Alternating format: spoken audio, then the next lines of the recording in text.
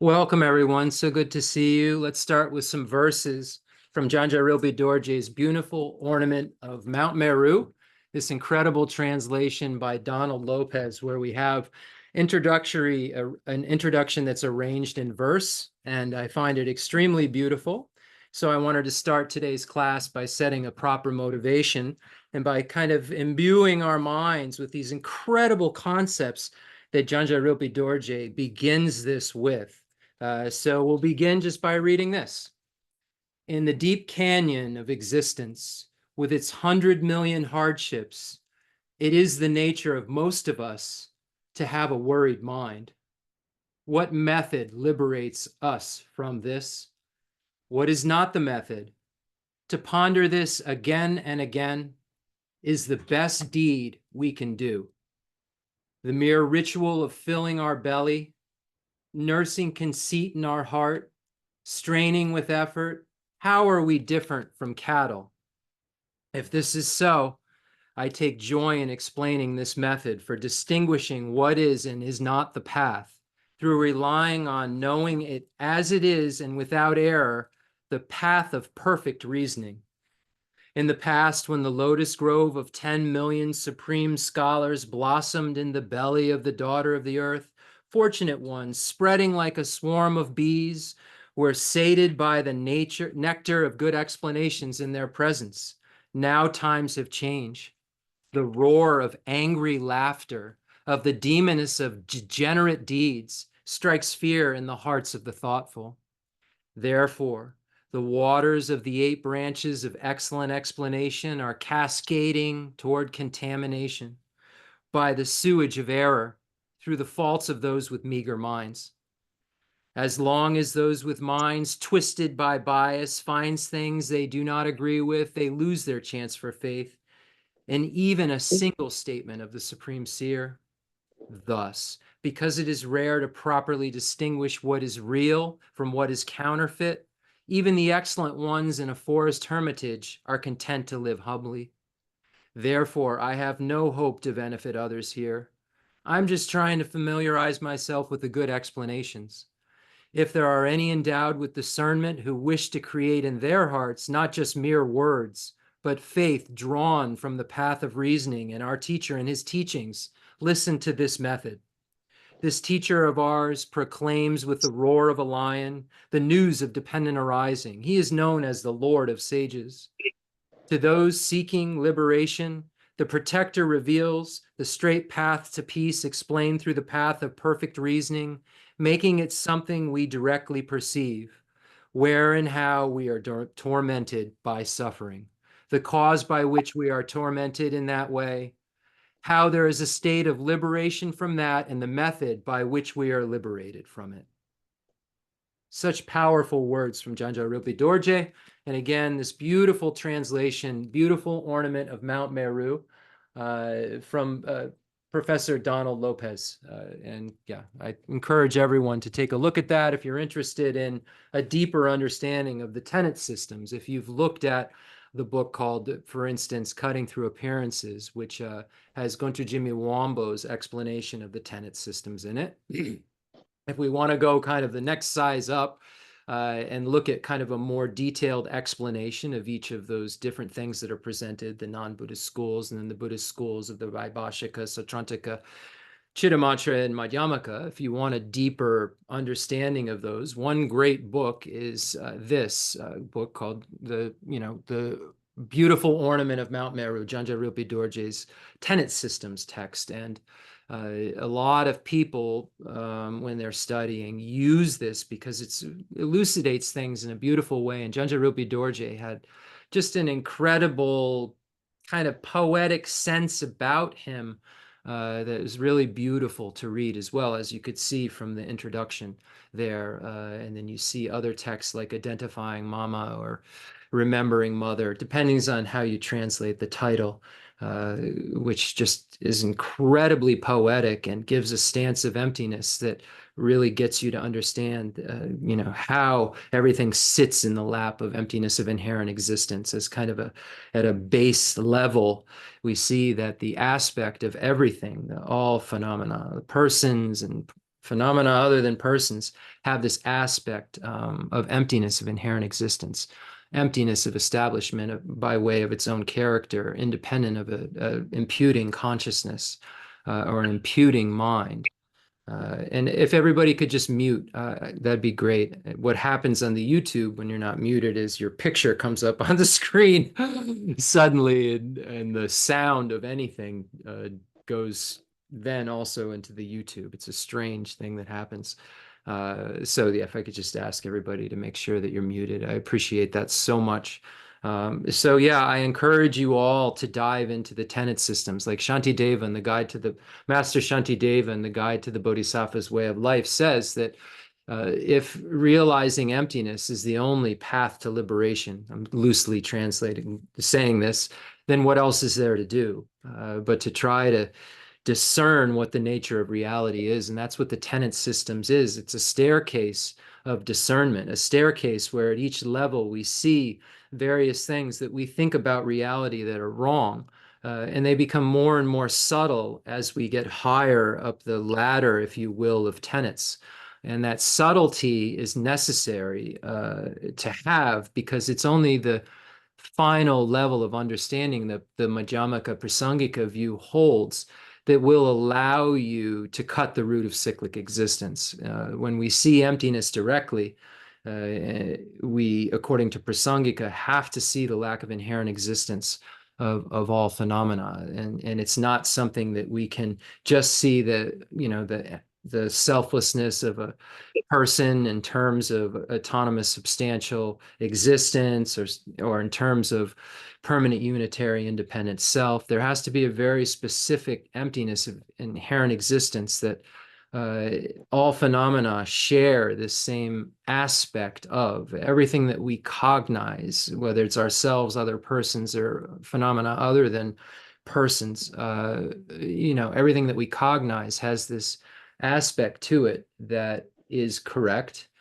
And we have an aspect in terms of our apprehension that is incorrect. And the only thing that will straighten out this kind of mess of misperception is trying to get to a place where our mind can tally with the way that the object, our focal object, actually abides, what its mode of existence actually is.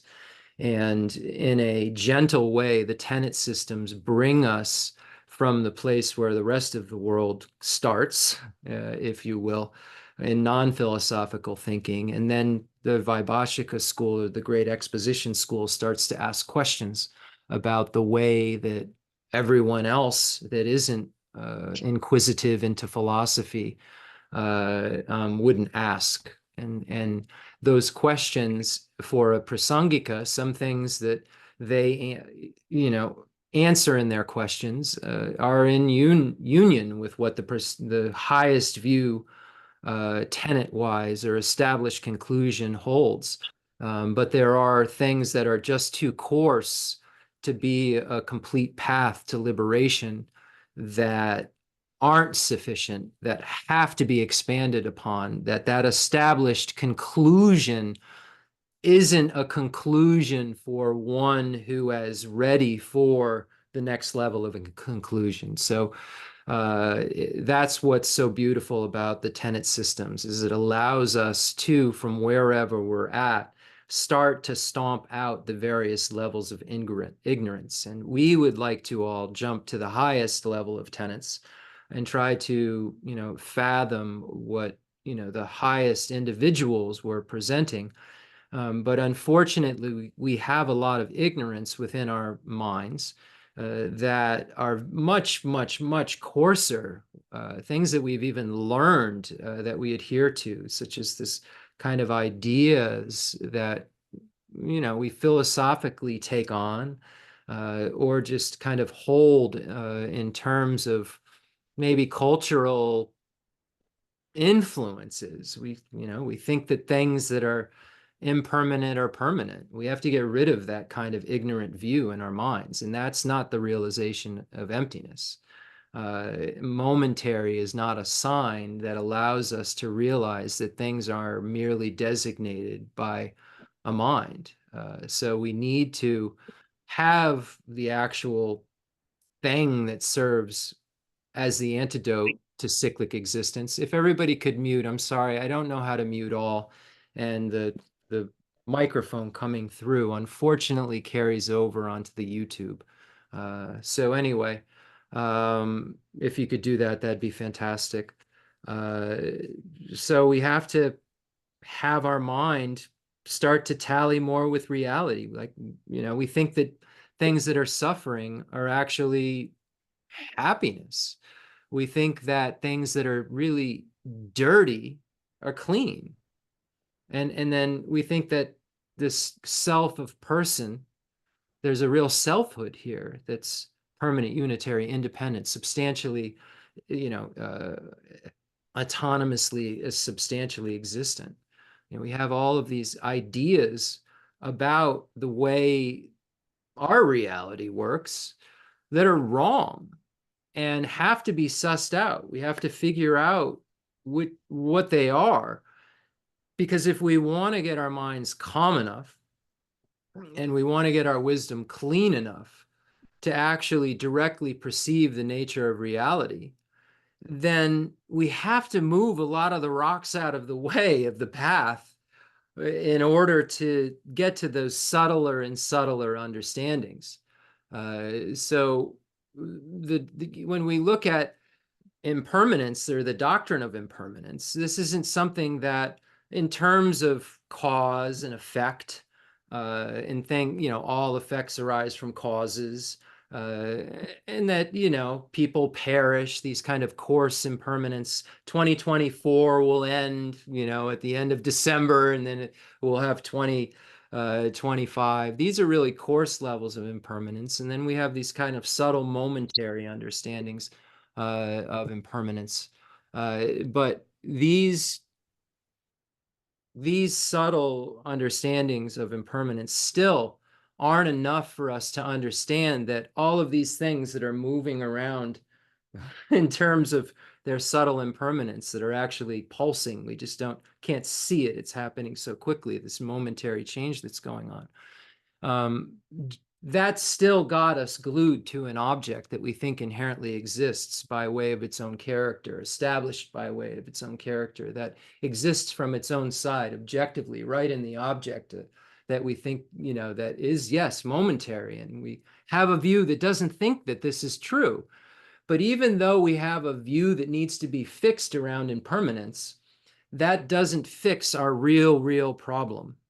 But if we don't get rid of that kind of silliness that we have, where we think that things are static that aren't, how could we ever say, oh, okay, well, let me look even more subtly at how this object abides. Let me go even deeper into it to see if this impermanent thing that I'm adhering to as being objectively real, as being inherently existent, has a mode of existence that tallies with that. Does the way I think that its mode of existence is tally with the reality of its mode of existence?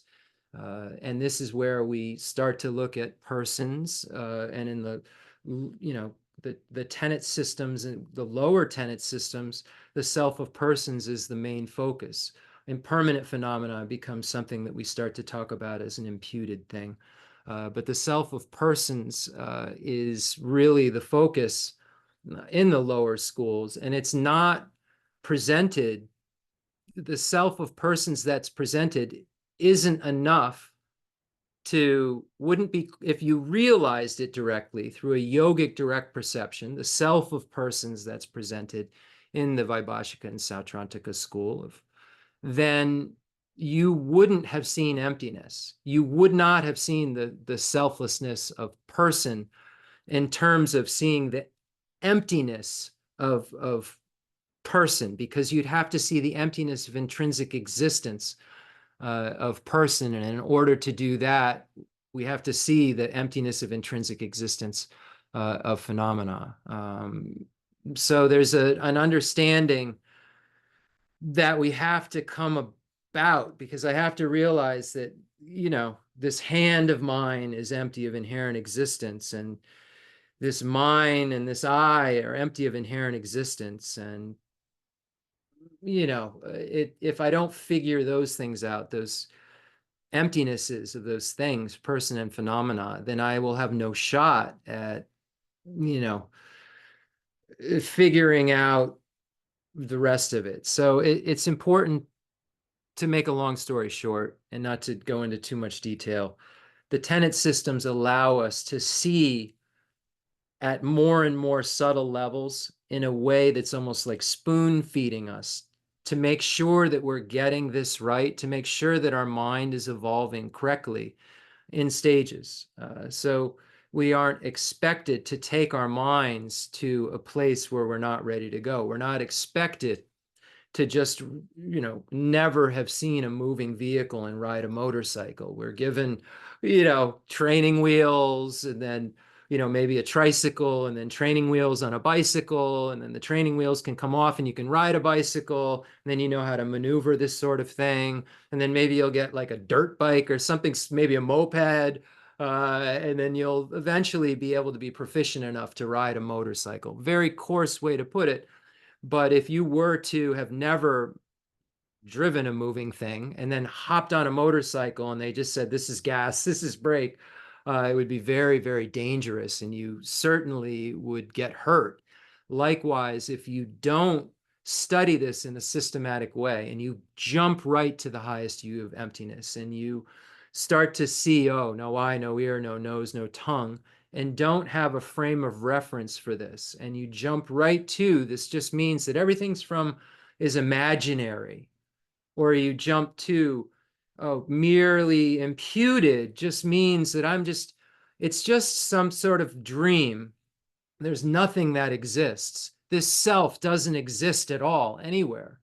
And this is a misunderstanding, a wrong view in relation to what the Buddha came to present. And the way we don't come up with the wrong view is studying, is actually looking at the texts, looking at it in a systematic way, beginning at where the Buddha kind of started at the first turning of the wheel of Dharma, of the Four Noble Truths and the 16 attributes of the Four Noble Truths, and then seeing what needs to be expanded on beyond that teaching to the second turning of the wheel of Dharma, to make sure that we know that our understanding of the 18 constituents of all phenomena is actually accurate. So now we kind of have looked at what our current state problem is at the first turning of the wheel of Dharma, and now we have to look at what the reality of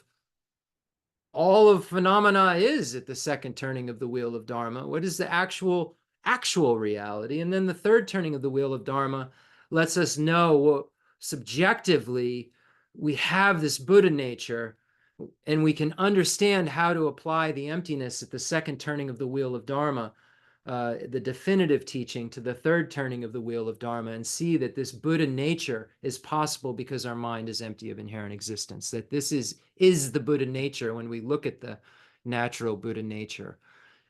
So these topics are so beautiful and vast, but the tenet systems are what allow us to look at the expanse of the teachings that Buddha gave, show us how to put everything in categories that make it all make sense.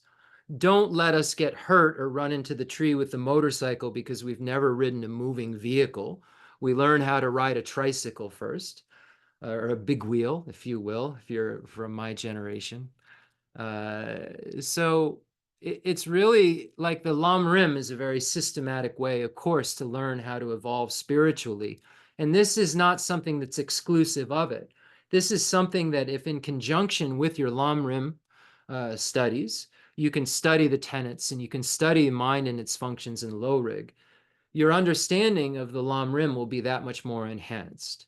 Your understanding of the Lam Rim, Khenser Geshe Wandak Rinpoche, Namgyal Khenser Geshe Wandak, used to always say that you can read the Lam Rim Chemo in a million different ways. You can read it as just someone who's just being introduced to the material, and you'll get that.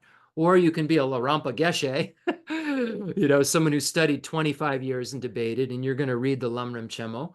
and you're going to get a completely different understanding, because you'll know all the you'll know what's really Lama Tsongkhapa's basis of understanding that he's coming from, where he's actually coming from. He's coming from an education that has an understanding of mind and its functions, or has an understanding of the way that the various schools and so forth assert phenomena. Because if you're going to, try to get to the highest view of reality, you have to look at things that you never would have looked at, that you adhere to currently and don't even know it. And that's what the lower schools expose, the kind of coarser things you don't even know you're adhering to, or that you're adhering to in a way you didn't know you were adhering to. Maybe you knew about this kind of thing that you could adhere to, but you didn't even realize you were, because you hadn't kind of tried to take on this understanding of its opposite and see how it feels. So the tenet systems are this mirror of how does it feel. Like we do the beginning of the teachings every week, and we bring all sentient beings here. How does it feel? How does it feel when Sautrantika says, yeah, the self of person is there's a selflessness of person, okay, that the aggregates are empty of, that my parts are empty of. How does that make you feel when you say, oh, is there an autonomous, substantially existent self that's findable? Am I able to get directly to it, or am I having to apprehend this self by going to an object that is something other than it in order for me to say self? So these are things that we have to suss out. But that question I asked, if you were to answer it correctly, that is not the final understanding of reality that will allow you to no longer suffer again, and no longer, as Janja Rilpi Dorje says, have to worry. We've been worried for so long, over and over and over again. Now it's time. Here's our time. Here's our chance to be able to stop worrying. Why do we even have a chance? Why is it possible that we can stop worrying? Because we have the antidote to our worry. We have the method that liberates us from worry. And what is the method? Well, we need to ponder this again and again. And that's the best deed that we can do, according to Janja Rilpi Dorje. What better thing that can we do than ponder what it is that keeps us bound to worry?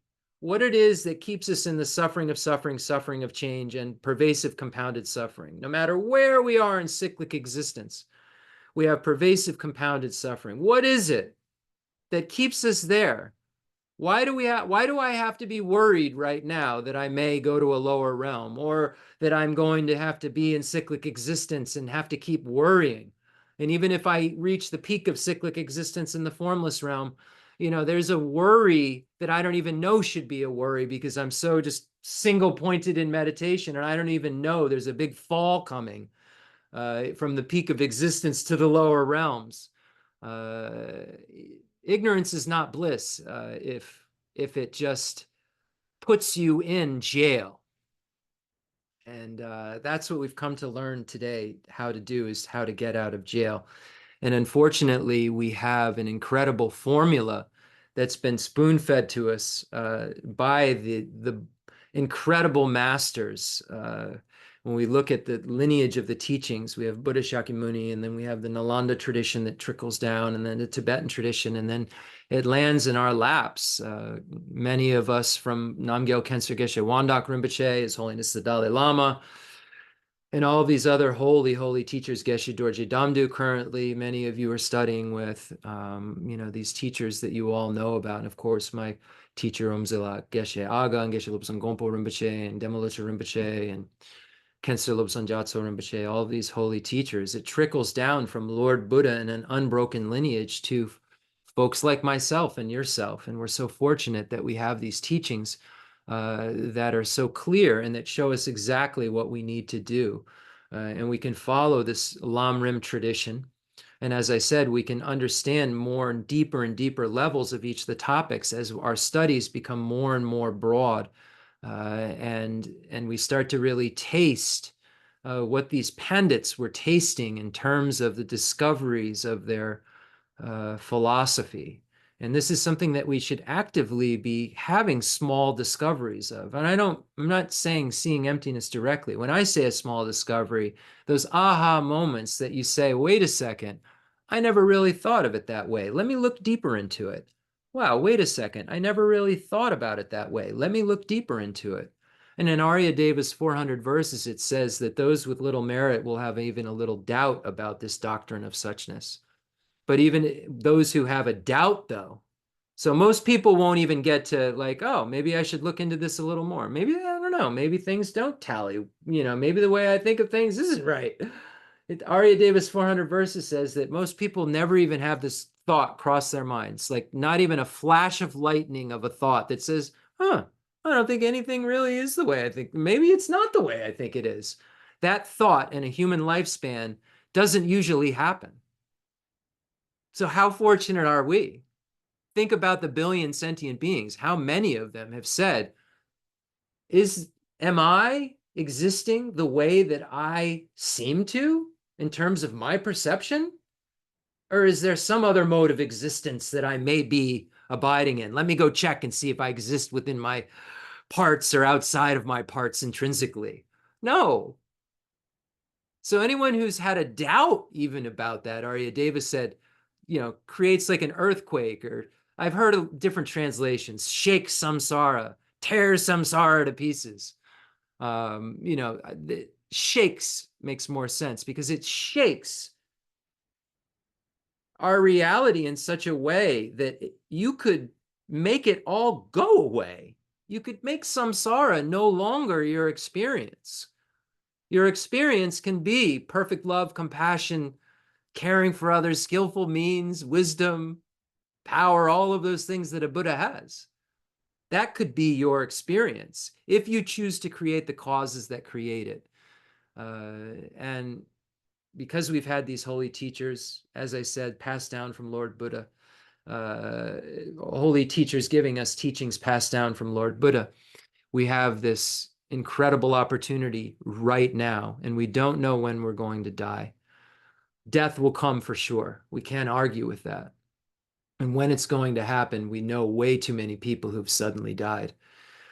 And the only thing when that happens that's going to help us is how much influence spiritual traditions like this, I'm a Buddhist, so I speak in terms of this, I believe this, has had on my mind. How much influence has this had on my mind? So when that time of death comes, I'm prepared in such a way that I could, A, not be scared to death and grasping at all of the things around me disappearing.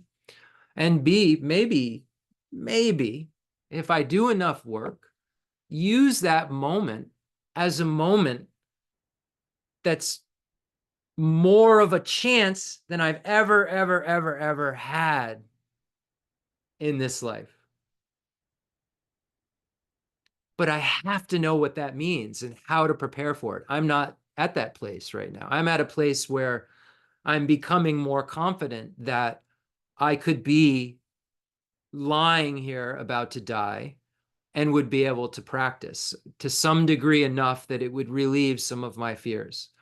But as for utilizing that time period as something precious to grab onto, as you can according to the Lam Rim in the higher teachings, that's something that I'm nowhere near, but I know that I could reach by cause and effect, by engaging in the causes for it.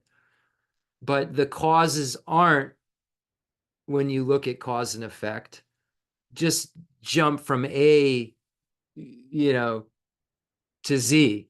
I have to go B, C, D, E, F, if that was a staircase. So this is what I have to come to understand. And luckily, I have that staircase. I have the teachings for beings of 3 capacities, the teachings shared in common with beings of small capacity, the teachings shared in common with beings of medium capacity, and the teachings for beings of great capacity. And I say shared in common with because this is a Mahayana teaching, and we know that the great vehicle, the teachings for beings of great capacity, require the foundational teachings that are shared in common with it, the teachings shared in common with beings of medium and small capacity.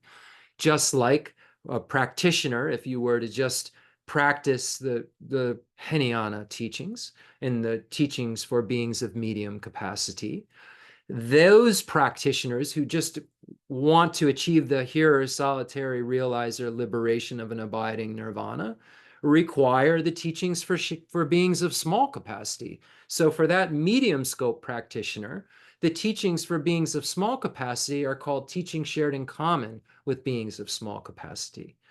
So a great scope practitioner needs both the teachings for beings of medium and small capacity, and a medium scope practitioner needs the teachings for beings of small capacity. So this is how we can start to understand how these teachings are like a staircase to understanding, and each of them is required for the other ones to be produced in an order in small, medium, and great. Lord Atisha said in The Lamp for the Path to Enlightenment, understand there are persons of three capacities, small, medium, and great. I shall write clearly to identify their individual characteristics. So this is what Lord Atisha was speaking about, and this is what the great treatise on the stage of the path to enlightenment is writing about, a large commentary on that, and then the umbrella of the overall of it of the Abhisamalamkara by Lord Maitreya. So we're so fortunate that we have these texts. We have teachers who've taught us these texts. We can understand how to traverse these paths, the small scope practices that show us how to be free from the lower realms of cyclic existence by engaging in the practices of going for refuge and engaging in ethics that abandon the 10 non-virtuous activities and acknowledging our downfalls and applying the 4 opponent powers if we've engaged in mistakes. And in reliance upon those practices, we can be free from the lower realms and have a high status, a rebirth in the higher realms of cyclic existence. And we get to the medium scope teachings, we see that here we get a renunciation. Previously in the small scope teachings, we renounce the lower realms of cyclic existence. We definitely want to get out from those lower realms of cyclic existence. So we engage in certain practices so that we do. In the medium scope, we then move on to a state of mind that says not only do we want to be free from the lower realms of cyclic existence, we've examined through the Four Noble Truths and specifically the truth of suffering, the various types of sufferings that there are. And this type of practitioner says, oh, I see that the higher realms of cyclic existence are also a cage, are also a prison, there's nowhere in cyclic existence that I want to be.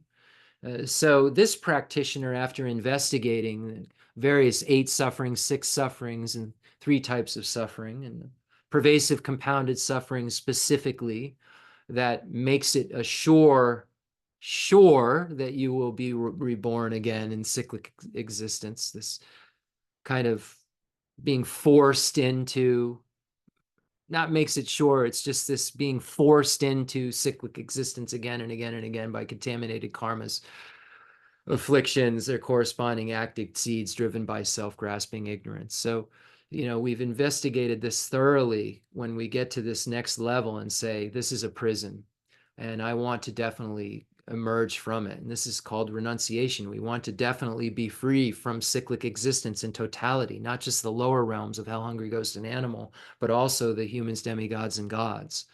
So we then look to the practices at this medium scope that allow us to achieve that state of nirvana, in this case, of freedom from cyclic existence altogether that we want to definitely emerge from.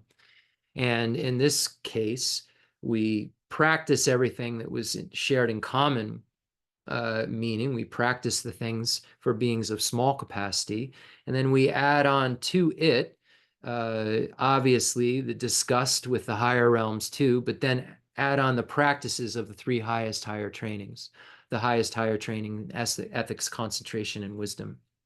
And in reliance upon or dependence upon the 3 highest higher trainings, we're able to achieve a nirvana, an abiding nirvana, where we would never, ever have suffering again, and the afflictive obstructions are removed. But unfortunately, at that level, yes, we're in a state of nirvana, an abiding nirvana, but we haven't fulfilled all of our own needs, and let alone all sentient beings' needs, because we still have what are called the obstructions to omniscience. We still have the imprints of the afflictive obstructions hanging around in our mind. It's defiling it still. It's defiling it in terms of a stain that's kind of sitting there, a stain that's left over, a subtle self-cherishing attitude that didn't get removed because one only wanted to free oneself from cyclic existence and didn't take on the task of working for others. So there's, even though the ignorance that bound that being to cyclic existence is gone, and cyclic existence is gone, they still don't abide in the highest amount of happiness possible because they haven't developed the mind that's necessary of bodhicitta and the path of a bodhisattva that removes the subtle stains of ignorance and the self-cherishing attitude. So the subtle self-cherishing attitude.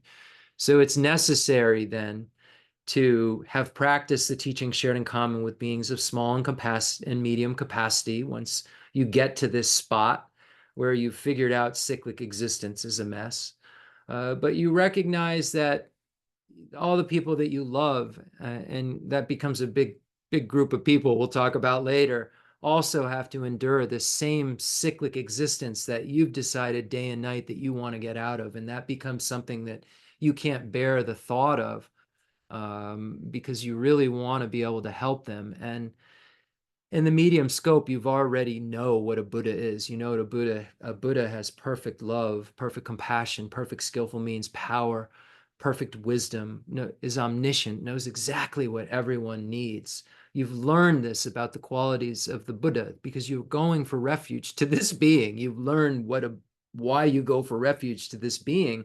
In the small scope, actually, when you're looking at refuge and the excellent qualities of the Buddha's body, speech, mind, and enlightened activities.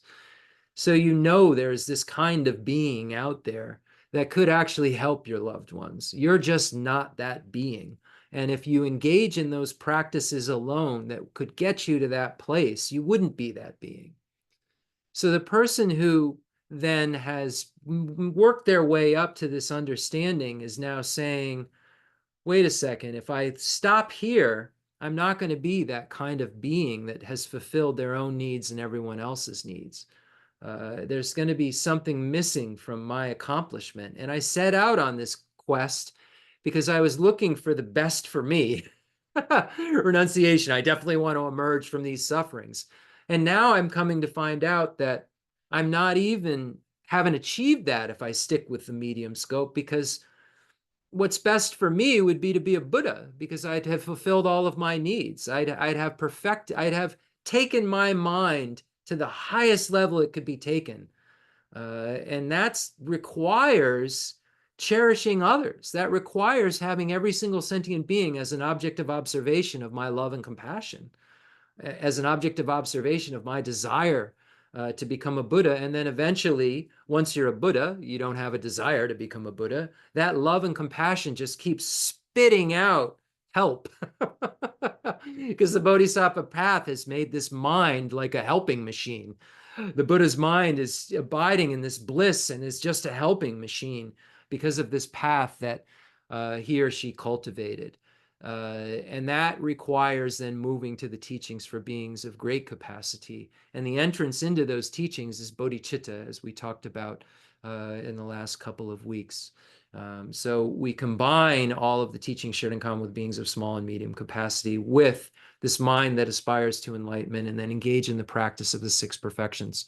And this will allow us to go through the path of accumulation, preparation, seeing, meditation, and then no more learning.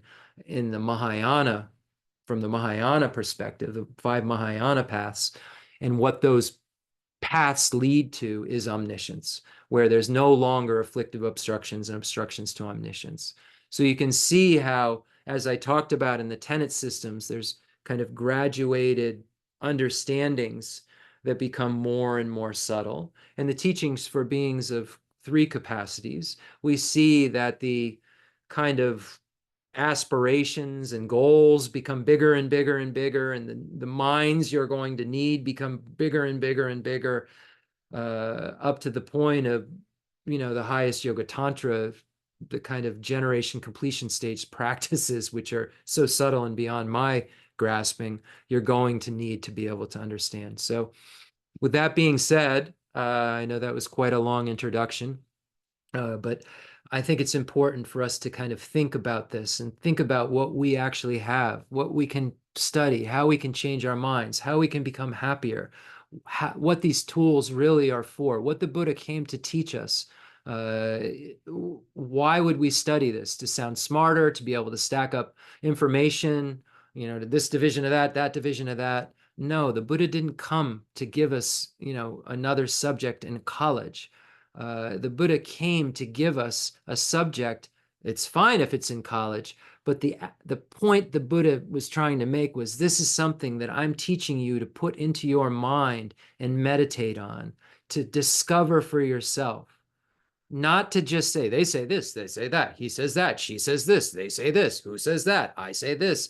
We have to come to this idea within our own mind from meditation and discovery of these things, discovery of the understandings of emptiness at the levels that coarser and subtler, coarse to subtle, and the understandings of the bodhicitta, from just the coarser and starting to have more of a feeling of it, that it could even be possible to be not biased, to have equanimity, a feeling that maybe that'd be possible.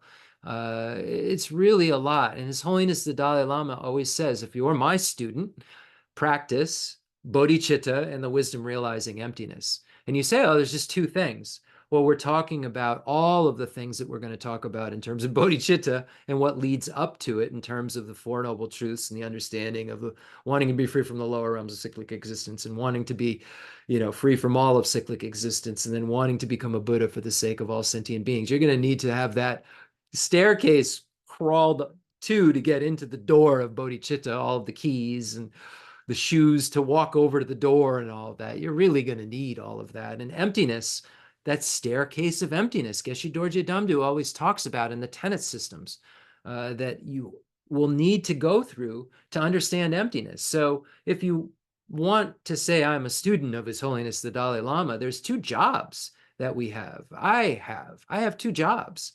And I'm trying to do that job to the best of my ability, because unlike another job, if I get fired from this job, the consequences aren't, oh, I got to go look for another job. The consequences are, I'm going to be forced into, another job, if you will, that might be me as a slug, that might be in a burning place, that might be somewhere where I have no resources whatsoever, but somehow can sustain for 100 years just moment by moment suffering.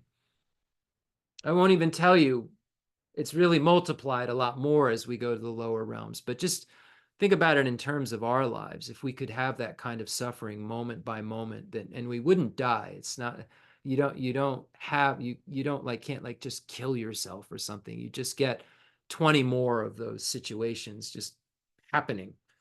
And maybe even worse because of the anger at that position. So yeah, the stakes are a lot higher than I think we give them credit for most of the time. And it's unfortunate that many of us think of this in terms of interesting, not in terms of I'm in a burning house and need to find a door. And if we study the Lam Rim and we study this, this everything that surrounds it, all the topics in it, if we dive deeper into it and find out where we could find more about it, we'll really start to see that where we are in cyclic existence is somewhere we don't need to be, want to be, or have to be. And we don't have to be there because there's a wisdom that can counteract that which gives rise to it. So with that being said, because this teaching is this kind of teaching, that's going to cover everything every single sentient being in the universe needs, because it's a teaching for beings of three capacities. Please invite every single sentient being in the universe here to be your guest, to be able to share in this precious experience. Share with them something that is so valuable. We normally aren't willing to share things, even though we were taught in kindergarten or something to share. We lose this precious, gentle state of mind. And we then lock up things in safes and we put car alarms, because I understand conventionally this is what we need to do. So we become accustomed to not sharing precious gifts with other people. We don't want anyone to take our things. So this is a mind that's very closed. But if we look at the Dharma, it's the most important thing that we've ever been given. And if we can learn how to start sharing with that, we could eventually get to the place where we could start sharing everything with all sentient beings, and then be willing to just share our everything and our everything, putting everyone's needs before our own. And as we're doing it, now this is talking later as you understand what this means, not doormat. This willingness to that the bodhisattva has, that this is going to sound strange, that even if someone's harming him or her, the compassion that's generated in the bodhisattva, what goes on in his or her mind, I can't even speak to it because I'm not one, what goes on in their mind, the state of joy that they're experiencing as they're even being what we would consider and harm one couldn't even imagine. If someone was like taking pieces of your flesh away, something like this. Imagine if that could be happening, and this occurrence is creating so much compassion that there's a blissful state you experience instead of torture. And that blissful state is happier than a hearer in nirvana. Wow, right? Imagine that. So bring every single sentient being here, as we always do, looking in the mirror of the Dharma, seeing how your mind reacts. We're going to first start with human beings, because these are the ones we interact with. And we can start with bringing those who are close to you, see how eager you are to bring, your closest loved one, and make sure that they can be free from suffering, the causes of suffering, and they can have happiness and the causes of happiness. You want them to. You say, oh my gosh, may this be. I want this to be. I really, really want myself to be involved with this. And then you move on to, other types of beings. You turn on to the strangers and you see those beings that I don't even normally pay any attention to, but I know who they are. I know people in my neighborhood. I don't even know their names. I see them walking babies, walking dogs. I know people who work at the supermarket. I can picture them right now. I don't have any idea who they are. If the person that I care about the most is in trouble and they're in trouble, my mind doesn't react the same way. I disregard them. I don't hate them. I just disregard them. So see if when you're bringing people who are strangers into this meditation, to bring them here to hear this teaching, see what your mind does. Does it do what mine could do right now? After practicing a lot of years, switch to this person's more important than that person? Or is my mind in such a way that just flows to all beings? The mirror of the Dharma is here for us to look into to know whether we've evolved or not. These are beautiful practices that you'll only know if you do them, how beautiful they are.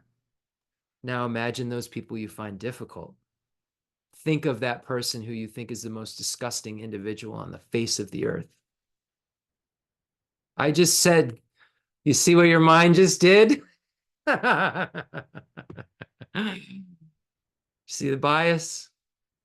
You just thought of the most disgusting individual you could think of.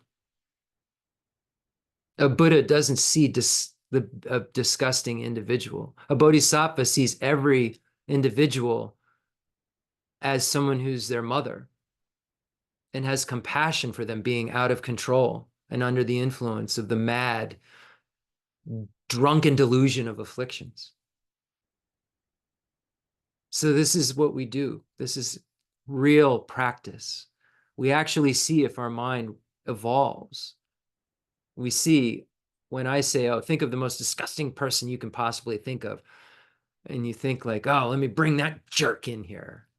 You know, I feel fortunate that uh, after doing this practice a lot over the years, that it doesn't feel like that, to be frank. It doesn't feel that way. I have a lot of work to do past the pre-step, but I've noticed that it doesn't feel as unrealistic to have an equal wish to benefit all those three types of beings.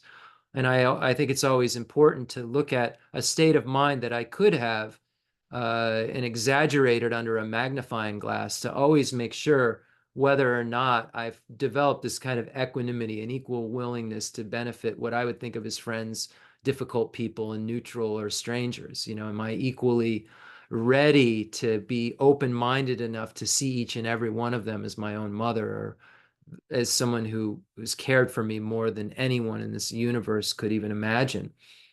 You know, am I willing to do that? Am I open-minded enough? So this is why we do this. So bring those beings there. And then now we can, you know, bring in maybe some animals, you know, that maybe they aren't strangers or they are strangers. I do this too. This is a practice. We can expand upon the way we do things. Oh, okay, my dog, that's a friend. And then we have a birds outside. That's a stranger. I don't know, you know, him or her, but I see him all the time. You know, maybe it's a different bird, but play this game. We do see the same animals come onto the property and things like this. You know, and then you can then expand it to all other beings. You can expand it out to every other potential hell, hungry ghost, demigod, gods kinds of beings, humans that you just don't even have a clue about. So you make sure that you bring them all here. So with that being said, bring all sentient beings here as your guest. And we'll imagine that in the language of gods, humans, and yaksas, in the language of demons too, in whatever kind of speech there may be, I'll proclaim the Dharma in the language of all. As it says in the King of Aspiration prayers, you know, loosely what I said, you know, I'm going to proclaim this Dharma in the language of all, so that every being in the universe can hear this in their own individual language and at their own individual aptitude. And that's how a Buddha would teach. So I'm leaving imprints within my mind to be able to have the resultant state that I'm imagining I currently have. And this is how the teachings work. We make a mental basis that serves as a ground for these realizations to happen. And we'll talk about more of that in a little bit. Now, we can then, we'll imagine the merit field filling in the space in front of us. So I'll just quickly go over that because I know I've taken a lot of time.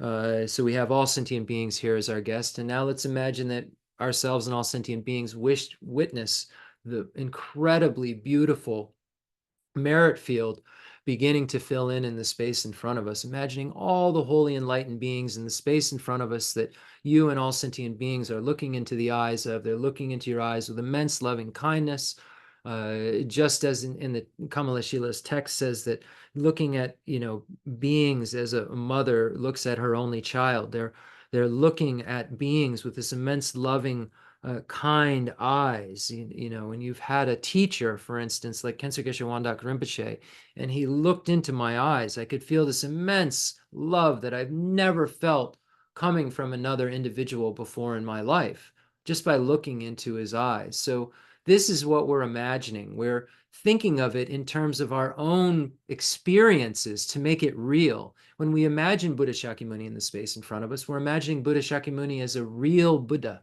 as real Buddha Shakyamuni, looking into our eyes the way that Khyentse Geshe Wandak Rinpoche looked into my eyes. So we imagine all these holy beings. Buddha Shakyamuni, we imagine His Holiness the Dalai Lama, Chen Rezig, here in person to be able to bless us. We're so fortunate. Namgyo Khyentse Geshe Wandak Rinpoche, Dema Locho Rinpoche, Geshe Lobsang Gompo Rinpoche, Kensur Lobsang Gyatso Rinpoche, Geshe Dorje Damdu Rinpoche, Umsala Geshe Aga Rinpoche, Jeffrey Hopkins Rinpoche, Gennenden Jambo Drapa Rinpoche. Imagining any being that you consider a holy being, Lama Zopa Rinpoche, any being that you are connected to, any being you consider holy, just imagine them in the space in front of you, looking into your eyes, just like I mentioned, looking into the eyes of Namgyal Kensur Geshe Wandak Rinpoche when I would do his dialysis every night. He has on dialysis, and every night I had to hook and unhook him, and I would be about this far away from his eyes, and I would have to stay there to do these procedures. It's a long story. And he would just look into my eyes as I did it. He would stare into my eyes. And I could just say, I see it right now. And he would stare into my eyes with this love that I don't know what I couldn't know how to look into someone's eyes like that, but it makes me want to so badly. And I can, if I do what he did, to be able to look into my eyes that way. So imagine all of these holy beings, the beings from the extensive deeds lineage passed down from Buddha Shakyamuni to Lord Maitreya to our Master Asanga and other masters like Basu Bandhu, Dignaga, Dharmakirti, Vimuktasena, Haribhadra, Shakyaprabha, Gunaprabha, Lama Salimpa, Lord Atisha, Master Drone Tompa, the beings of the profound view lineage passed down from Buddha Shakyamuni to Lord Manjushri, Master Arya Manjushri, to Arya Nagarjuna, and all of the enlightened masters like Buddha Palita and Chandrakirti and Arya Deva and Shanti Deva and Baba Vega and Chandrashita and Kamala Shila, and again Lama Salimpa and Lord Atisha and Master Drontompa, and those lineage beings of the lineage of blessings passed down from Lord Vajradhara to masters like Saraha and Matripa and Tulopa and Naropa, Lotsawa Marpa, Jetsun Milarepa, Jagam Popa, imagining Drontompa passing down the Lam Rim lineage to the three old Kadampa masters, the holy beings of the Nyingma, Padmasambhava, Longchenpa, Mipam Gyatso, Sakya Kanganimpo, Sakya Randawa, Sakya Pandita, the beings of the Kaju lineage, Jagam Popa, all of the Karmapas and so forth, Milarepa, imagining all the beings of the Galupa lineage, Lama Tsongkhapa, Kirtapje, Jelsapje, Panchen Sonandrapa, Bansajuji Jetson, Jayan Sheba, Janjarubi Dorje, Gonchu Jimmy Wampo, Purbajok, Jetsompa, all of these holy beings, all of the various Dalai Lamas, imagine them in the space in front of you. Connect your mind to these beings so that you can have the experience of realizing their teachings, so that their teachings are clarified by them to you directly in the future, that you can actually one-on-one relate to them in the future. They can emanate as beings to help you understand their individual texts in the future. Think about it in this way. Make it personal. Make it a reason why you're doing this, to be able to have the power of this merit field and recognize that this is your goal. These are the texts you need to understand. These are the names you need to look up. And just allow your mind to just be blessed by these holy names and this field of merit in the space in front of you. Imagining the highest yoga tantra deities, performance tantra deities, action tantra deities, 35 Buddhas, and all of the protectors. With that being said, now we'll recite the Sutra of the Heart of Transcendent Knowledge. Imagine we're at Rajagriha at Vulture Peak Mountain, and we're hearing this teaching on the ultimate truth. We're hearing the definitive teaching, this teaching that there is the highest view of reality in terms of the way that things exist, the aspect of phenomena that we've never, ever considered, and that's that they're empty of inherent existence. They exist, but they don't exist the way that we think that they do. There's a conventional existence, but we think that there's a conventional objective existence, but there's merely a conventional subjective existence that's empty of objective existence, which is the ultimate truth. So we have to come to understand that the Buddha came to tell us that this grasping at things incorrectly that we do 24/7 and have never even entertained the thought was wrong is what causes all of our suffering and cyclic existence.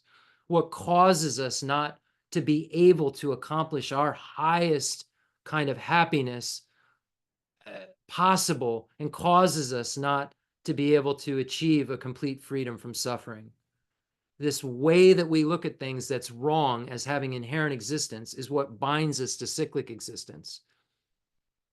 We're so fortunate to have something that can point out the flaw in our thinking, the thing that's wrong about the way that we perceive everything 24/7, sensorily as well as mentally.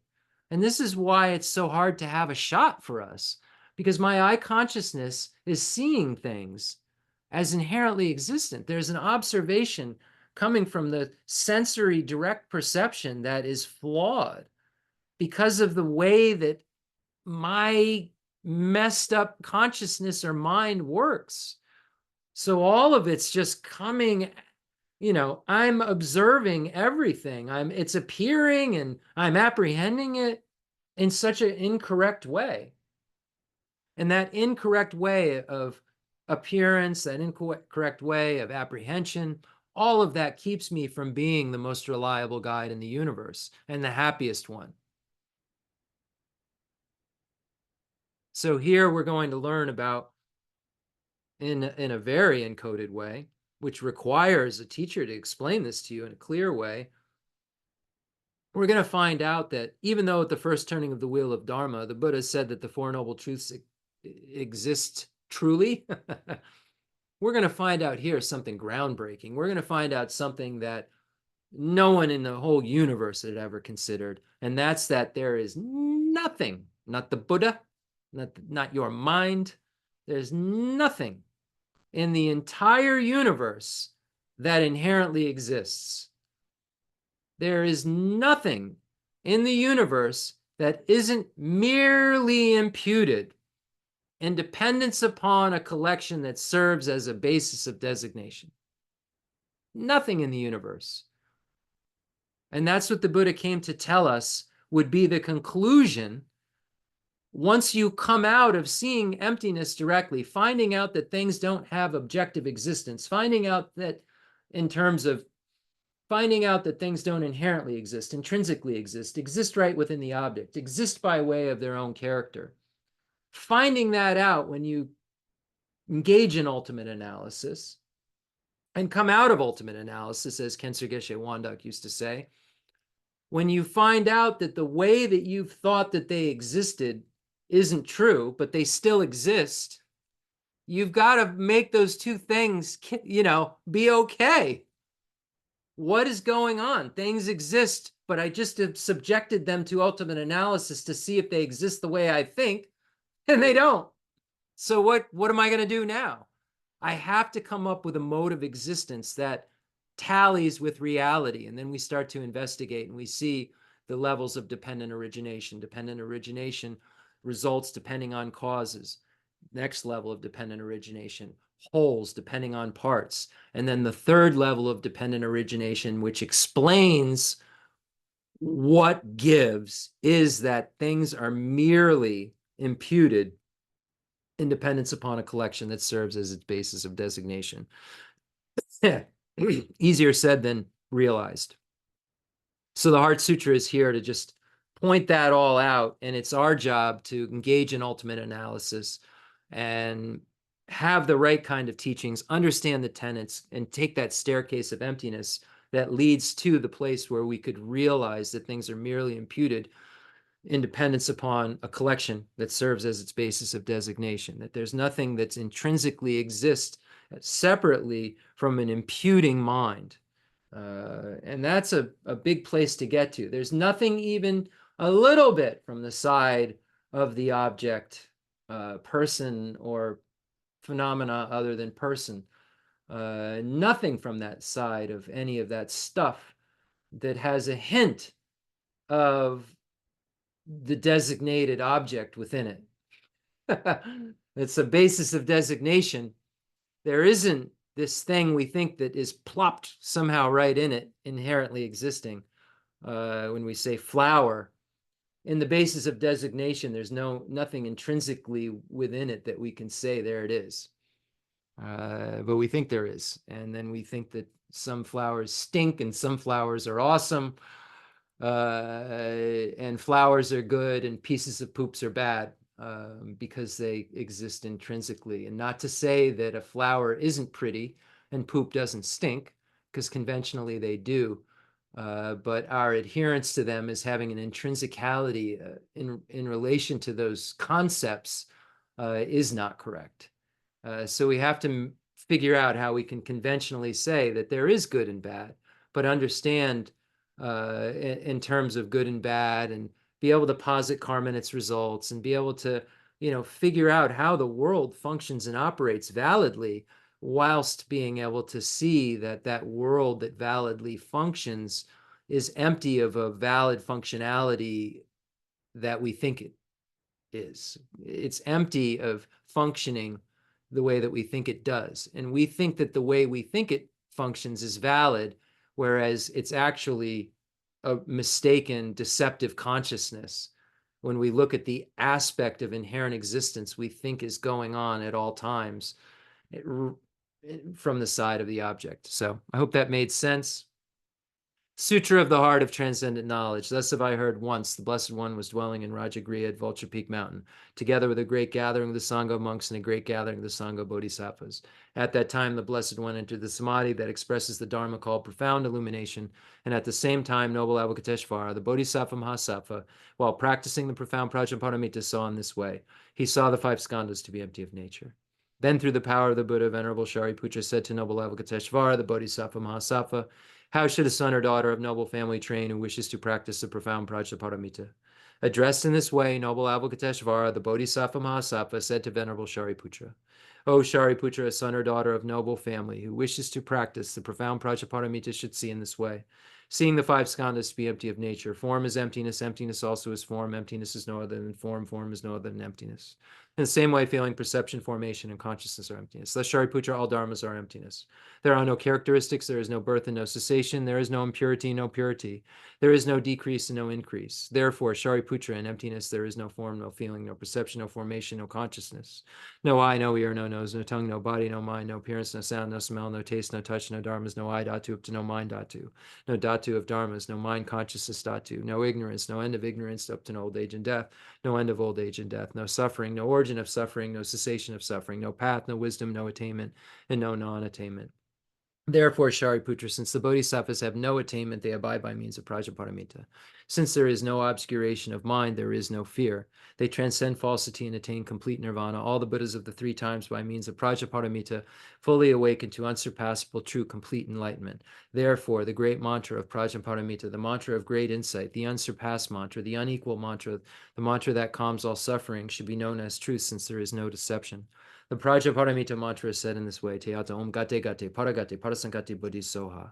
Thus Shariputra, the Bodhisattva Mahasattva, should train in the profound Prajnaparamita. Then the Blessed One arose from that samadhi and praised noble Avalokiteshvara, the Bodhisattva Mahasattva, saying, Good, good, O son, honorable family, thus it is, O son, honorable family, thus it is. One should practice the profound Prajnaparamita just as you have taught, and all the Tathagatas will rejoice. When the Blessed One had said this, Venerable Shariputra, noble Avalokiteshvara, the Bodhisattva Mahasattva, that whole assembly in the world with its gods, humans, asuras, and Gandharvas rejoiced and praised the words of the Blessed One. And one thing I'd like to say, and it says in emptiness there is no form, no feeling, no perception, etc.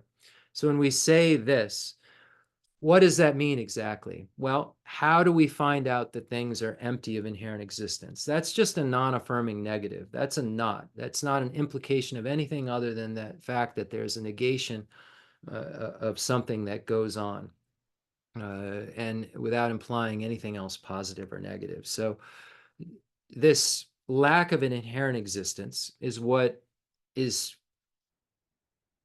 found by a non-finding of inherent existence.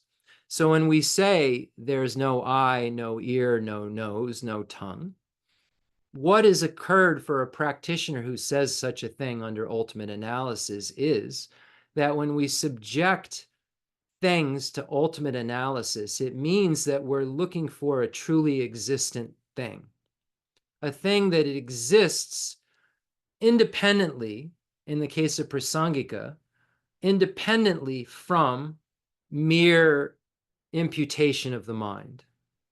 So we're trying to find something that exists intrinsically, And when we engage in that ultimate analysis and we're looking for this solid, concrete, intrinsic thing, and we look for its intrinsicality within its parts or outside of its parts, because here we're being told that things don't truly exist, and we think that they do. So we should say if they truly exist, they should be findable, truly existent, findable. And when we look for a truly existent form, and we use the analysis of, is it within its parts, outside of its parts, is it arisen from self, other, a combination of both, or causelessly, when we use these kinds of analysis to find out if there's an inherently existent form, we arrive at a non-finding. So there is no inherently existent form. In emptiness, there is no form. In emptiness, emptiness of inherent existence, emptiness, there is no inherently existent form, because ultimate analysis subjected the form to a test to see if it existed intrinsically. And when the realization that occurs is that that form is empty of an objective, independent existence that you started out thinking that it had. So when we say there is no form, it's a conclusion of there is no inherently existent form in emptiness, because emptiness means emptiness of inherent existence. And you only at that point realize a non-affirming negative of emptiness of inherent existence. The object drops off. The object's gone. All you're realizing is a non-affirming negative. You haven't found the inherently existent form that you're looking for. There's a non-finding that has occurred.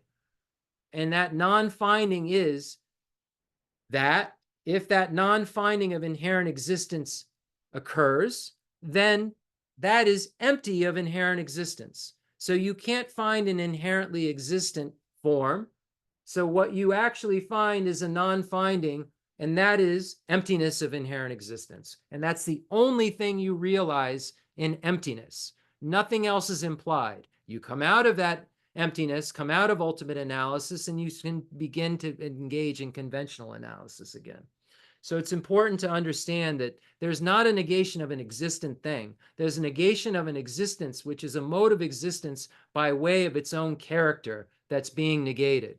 Not existence, a mode of existence, a way that it exists. The way we think it exists isn't the way that it exists, but it does exist. It exists conventionally and can exist and be an object that a valid conventional mind can perceive. So, kala jube ne jo damba ne ngushe du junga yi du do jen du ba bolama yi bu jinzi ne sun gandro zo la jatze lo aga samara de chandara samara be aga samara de.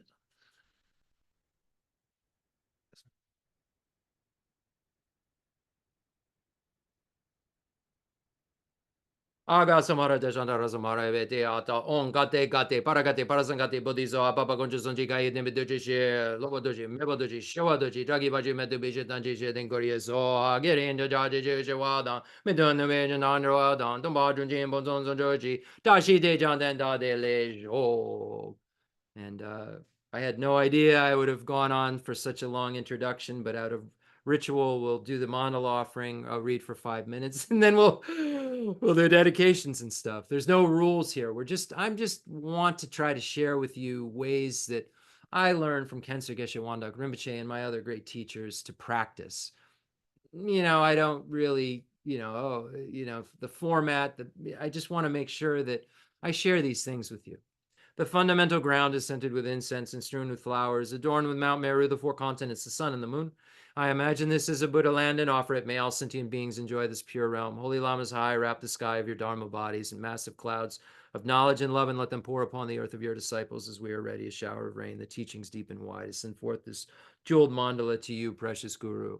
Sanje Jadan Zaji Jadan Janjo Bado Dani Jazuji, Dagi Jiji Bezonanji, Drala Benja Zanje Dubasho, Sanje Jadan Zaji Jadan Janjo Bado Dani Jazuji, Dagi Jiji Bezonanji, Drala Benja Zanje Dubasho, Sanje Jadan Zaji Jadan Janjo Bado Dani Jazuji, Dagi Jiji Bezonanji, Drala Benja Zanje Dubasho.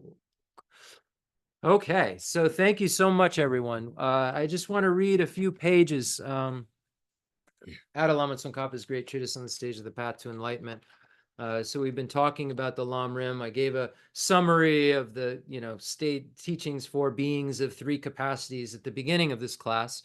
Normally we would read the foundation of all good qualities, the source of all my good, but I see that I've used up so much time, and I do really want to read a little bit about this and convey a point to you that I think is really, really important. So why are we trying to develop this equanimity? We've been talking about developing equanimity as the kind of pre-step, the foundation that was going to be needed to develop, all of the steps of, all sentient beings are our mothers, remembering their kindness, wishing to repay their kindness, love through the force of attraction, great compassion, altruism, and then actually the result of bodhicitta. So we need this pre-step. Why do we need this pre-step? What we're doing for all of our practices is trying to change our discrimination. We're trying to change, when we look at the five omnipresent mental factors, there's something that's going on at all times with all of our main minds, our primary minds, and that it's accompanied by these things called the omnipresent mental factors. And the more and more sharp we can become within the mental factor that's called discrimination, and sharp let me explain what I mean. The more tallying with reality our discrimination becomes, the happier we can become. And so what are these five omnipresent mental factors? They're listed in different ways, but the way I'm going to list them is a way that we could practice with them. And, a lot of times you hear all of these lists and you wonder how these lists are actually helpful. And this is how they're helpful. We see that we come in contact with things. So this is a way to list them. First omnipresent mental factor, contact. We come in contact with something. Boom. Then we pay attention to it, move in, paying attention to what it is. And now that this thing has our attention, we discriminate and we discern it. It's this kind of like, oh, what do we have here? So when we do these practices to try to develop equanimity, they allow us to see, what does my mind think I have here? What am I discriminating this person as? Am I able to see that every single sentient being, is someone that I would equally want to help?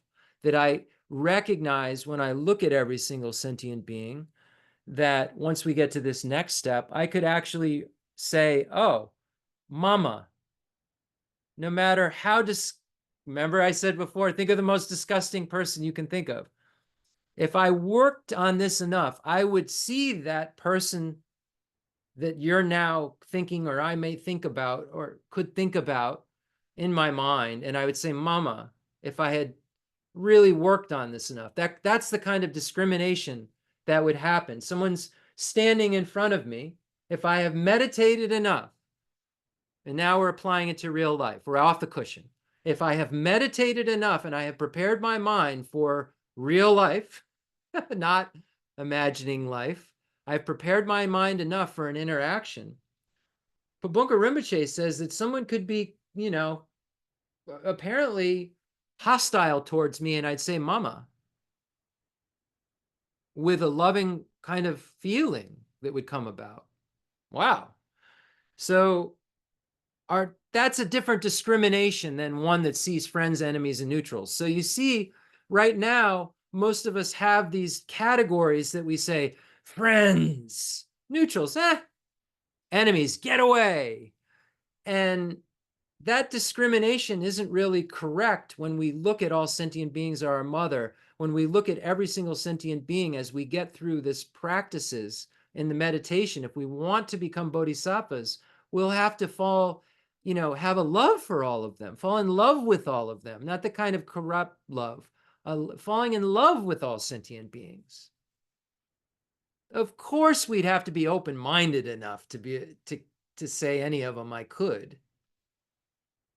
So this is the ground we're trying to make. We're trying to make it so every being we come in contact with, we're equally willing to have an open mind about. Wow, that's a big realization. So if we can see if that discrimination changes, our feeling changes. So this is the fourth kind of omnipresent mental factor. So we said contact, come in contact, pay attention, and then you discriminate it as this or that. And then you have a feeling about it, a feeling of attached. If it's something that you discriminate as, I find that really, really pleasant, or get that away from me, is something that's really, really, we see discriminate as unpleasant, or, it's just inherently existent. It's just there, ready to probably be any of the two, and make me feel the way I just mentioned in those other two categories any minute, because I believe it inherently exists. It could happen. And then what happens? We act. We have an intention. Our mind moves in a way. And then when our mind moves in a way towards this way we, feel, we move towards an object that we are attached to and away from things we're aversion for. You see how we're running away from sentient beings, or we're getting too close to sentient beings and we're not able to even see anyone else because we've got too many people this close. Or we've got people like this, or we've got people like meh.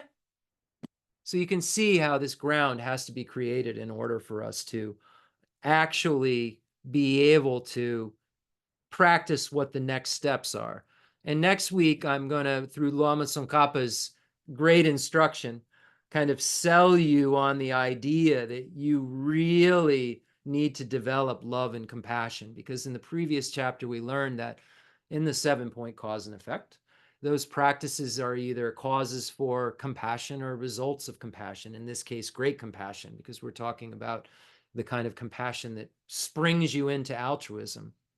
So we can next week. So if, we know that the pre-step, equanimity, and then recognizing sentient beings as our mothers, remembering their kindness and wishing to repay their kindness and love through the force of attraction. These are steps that are causes for great compassion, as it's listed in the Lam Rim Chemo. And then altruism and then bodhicitta are the effects of great compassion. And we know that compassion is important, as we looked at in the beginning, middle, and end. In the beginning, to generate bodhicitta, in the middle, to keep us going as bodhisattvas, and in the end, to ripen sentient beings, this ripened quality of the Buddha that continues to ripen sentient beings, like a wheel that just keeps turning without effort, working for the sake of others. So that's what I really wanted to talk about tonight. And then now that we kind of know about this discrimination changing, and I'll talk about it again another time, we can see how if we could change the discrimination related to the way we look at objects and see that they don't inherently exist, the way we'd feel about them would change, and our intention towards everything around us would change. If we could learn to discriminate, see each being as someone we love, to see every single sentient being in the universe as someone that is an object of our compassion, seeing them that way, as discriminating them in a different way, would make us feel a different way about them and intend other things. So it's really this sharpening of our discrimination to make it better. And what better means? Smarter, faster? No, better at not suffering and be better at being happy. So I think I'll end there. Obviously, it's time to end here. And I just like to say we'll do the concluding mandala. And maybe that's a record for longest introduction, then a mandala offering to request a teaching, and then a shortest teaching to then go to the next mandala offering to end the teaching. So the concluding mandala offering and dedication prayer. So thank you so much for allowing me to talk with you about these things and see if they help you and see if they help you to learn, things that I was taught that helped me practice. Fundamental ground is scented with incense and strewn with flowers, adorned with Mount Meru, the four continents, the sun and the moon. I imagine this is a Buddha land and offer it. May all sentient beings enjoy this pure realm. I dedicate whatever virtues I've collected for the benefit of the teachings and of all sentient beings, and in particular for the essential teachings of Venerable Zandrapa to shine forever. I send forth this jeweled mandala to you, precious Guru. Any mistakes that I've made, may they be purified by this Vajrasattva mantra. Om benzo sato samayam and balai benzo sato zeno bajija deda meva vazudukaya meva Subhagaya meva anuragda meva zavaziri meva rajasava kamasuja mekinam shuyam kuru hum ha bhagavan savata kata benzo mama benzo bava mahasamaya sava om ve. May we always be protected by Paul and Lama. Jo Rama Jo Rama Jo Rama Jinjikala Rajamo Rama Vaja Daja Dunjo Hum Jo Hum. I dedicate all this virtue to emulate the knowledge of the hero Manjushri and likewise Samantabhadra as well, with whatever dedication is praised as supreme by all the conquerors who traverse the 3 times. I also dedicate all my roots of virtue for the sake of auspicious deeds. A long life prayer for His Holiness the Dalai Lama, our wish-fulfilling jewel in this world with us right now. We're so fortunate. Lord Chenrezig is here. May he please continue to turn the wheel of Dharma for our sake. In the heavenly realm of Tibet, surrounded by snowy mountains, you are the source of all benefit and happiness, all powerful, Avalokiteshvara Tenzin Gyatso. May you remain until samsara ends. And now, if I have it, I'd like to just read the prayer of supplication. I don't think I have it. So we'll just end here, and I will say, may I say this, through this virtuous action, may all of us be quickly meet again with our teachers who've passed on. May the teachers that are here with us in our world that we learn from, may they just remain here on a throne supported by snow lions, just a solid Vajra throne. May they remain with us. And please, Rinpoche, Namgyo Khenso Geshe Wandak Rinpoche, please manifest in whatever form is needed for all of us to be able to bring myself closer to the state where I no longer have to worry, as Janja Rilpi Dorje speaks about, where I can have the highest amount of happiness and become the most reliable guide in the universe.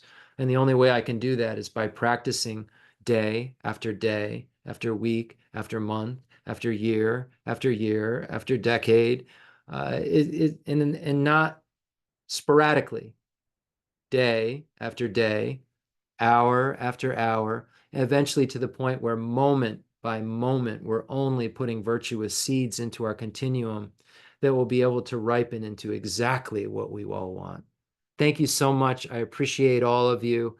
And may your minds be virtuous, and may you implement these teachings. These teachings were never designed as things to just, talk about because you're bored.